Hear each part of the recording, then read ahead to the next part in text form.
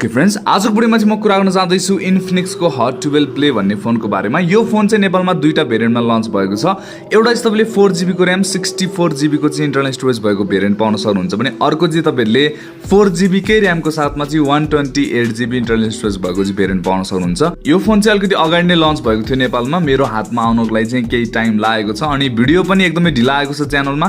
यदि तपाईहरु चाहिँ रेगुलर हुनुहुन्छ भनेदेखि चाहिँ मैले कम्युनिटी पोस्टमा चाहिँ राखिदिएको थिएँ किन भिडियो चाहिँ आएको छैन भनेर। अब चाहिँ हामी फाइनली फोन पाइसकेका छौं। इन्फिनिक्स हट 12 प्ले को बारेमा चाहिँ म कुरा गर्न चाहदैछु अनि नढाँटी भन्नु पर्दाखेरि चाहिँ जबदेखि यो फोन चाहिँ नेपालमा लन्च भएको छ म चाहिँ एकदमै हतार थियो मलाई यो फोन चाहिँ कहिले हातमा लिन पाउँछु मैले भनेर।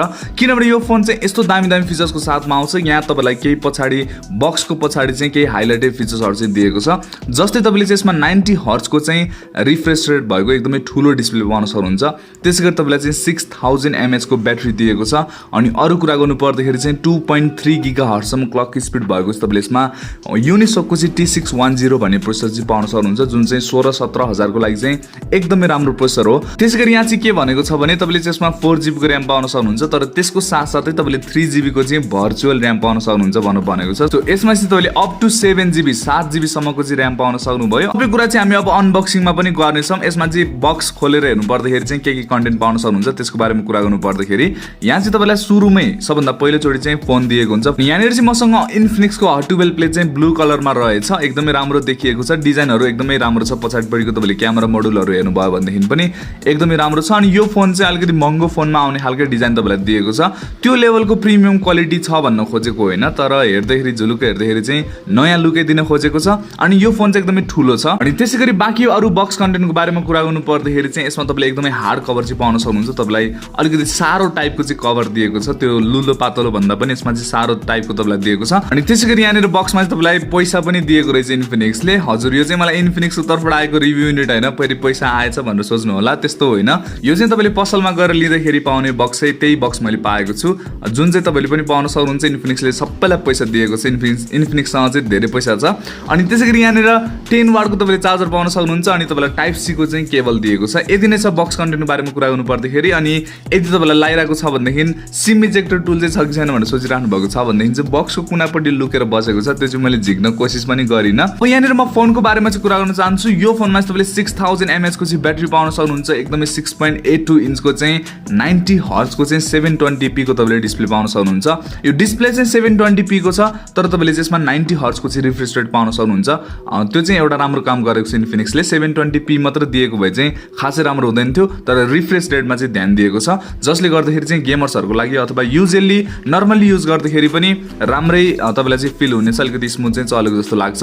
अनि यहाँनिर चाहिँ एउटा कुरो म के भन्न चाहन्छु भने तपाईलाई 90 हर्ट्ज 60 हर्ट्ज अनि अटो भनेर चाहिँ तपाईलाई तीनटा अप्सन दिएको छ जसमा चाहिँ तपाईले अटोमा चाहिँ स्विच नगर्नु होला। अटोमा स्विच गर्नुभयो भनेदेखि चाहिँ त्यति राम्रोसँग नचलेको जस्तो लाग्यो। अल टाइम तपाईले चाहिँ 90 हर्ट्जमै राख्नु भयो भनेदेखि चाहिँ यसको अझै राम्रोसँग काम गरेको जस्तो लाग्यो मलाई। स्पिकरमा चाहिँ तपाईले DTS को सपोर्ट पाउन सक्नुहुन्छ अनि स्पिकरको क्वालिटीको बारेमा कुरा गर्नु पर्दाखेरि चाहिँ त्यही यो स्पिकर चाहिँ त्यस्तो राम्रो एकदमै दामी खालको चाहिँ लागेन मलाई, अलिकति ट्रेबल बडी जस्तो। अनि साउन्डको त्यो जुन भोल्युम हुन्छ त्यो पनि त्यति ठुलो लागेन मलाई।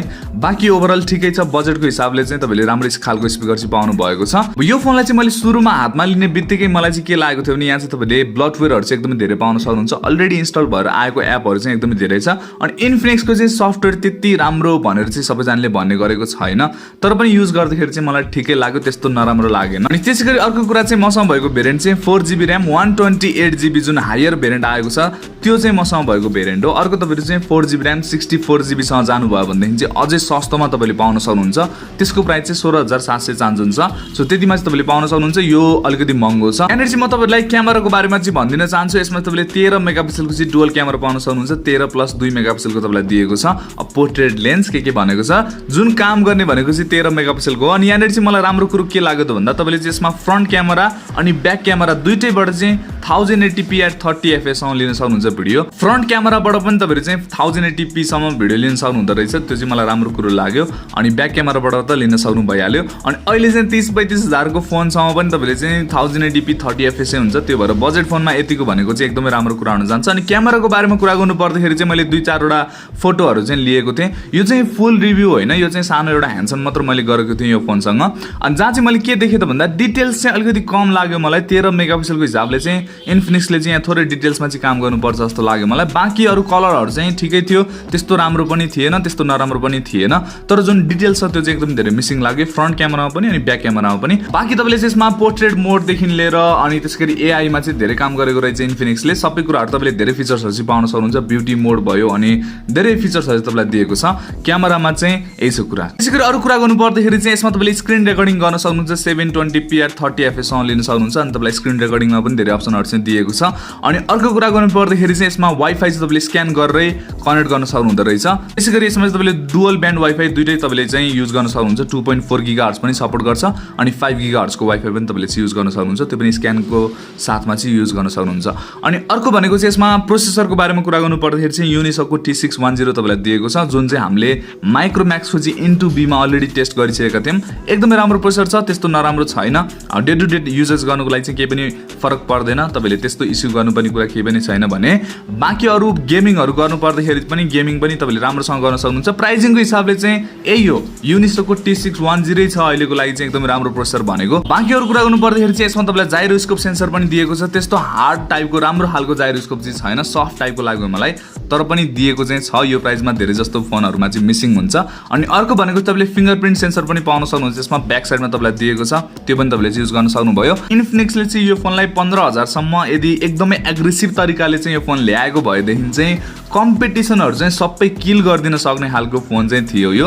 अब तर पनि अब गभर्मेन्टको ट्याक्सेसहरूदेखि लिएर सबै कुराहरू देख्दाखेरि चाहिँ यो फोनको प्राइस त्यस्तो नराम्रो पनि छैन, तर इन्फिनिक्सले चाहिँ थोरै एग्रेसिभ गएको भएदेखि चाहिँ राम्रो हुन्थ्यो जस्तो लाग्यो मलाई। बाँकी फोन केही पनि त्यस्तो नराम्रो लागेन मलाई, राम्रै छ। सफ्टवेयरमा चाहिँ थोरै इन्फिनिक्सले ध्यान दियो भने चाहिँ फोन एकदमै राम्रो छ। प्लस डिस्क्रिप्सन चाहिँ तपाईँले चेक गर्न सक्नुहुन्छ, जहाँ चाहिँ म तपाईँलाई न्यू P.R ट्रेडर्सको चाहिँ डिटेल्सहरू चाहिँ दिन चाहन्छु, किनभने उहाँले गर्दाखेरि चाहिँ आज यो भिडियो पोसिबल भएको छ। चाहिँ तपाईँलाई ग्याजेट्सहरू चाहिएको छ, फोनहरू चाहिएको छ भनेदेखि चाहिँ त्यहाँबाट तपाईँले लिन सक्नुहुन्छ। अनि यदि तपाईँ हाम्रो च्यानलबाट हो भनेर भन्नुभयो भनेदेखि चाहिँ अझै डिस्काउन्टहरू पनि तपाईँलाई चाहिँ मिल्नेछ। यदि नै रहेको फोनको बारेमा। अब यहाँनिर आज भिडियो सकिन जान्छ। तपाईँलाई चाहिँ यो भिडियो मनपर्छ भने यो भिडियोलाई चाहिँ लाइक गर्न सक्नुहुन्छ। यदि तपाईँ चाहिँ मेरो च्यानल नयाँ छ च्यानललाई सब्सक्राइब पनि गर्न सक्नुहुन्छ, किनभने म चाहिँ यस्तै इन्ट्रेस्टिङ भिडियो चाहिँ ल्याउने गर्दैछु। अब अर्को भिडियो भेट्ने सुत्दै जेलसम्मको लागि गुड बाई।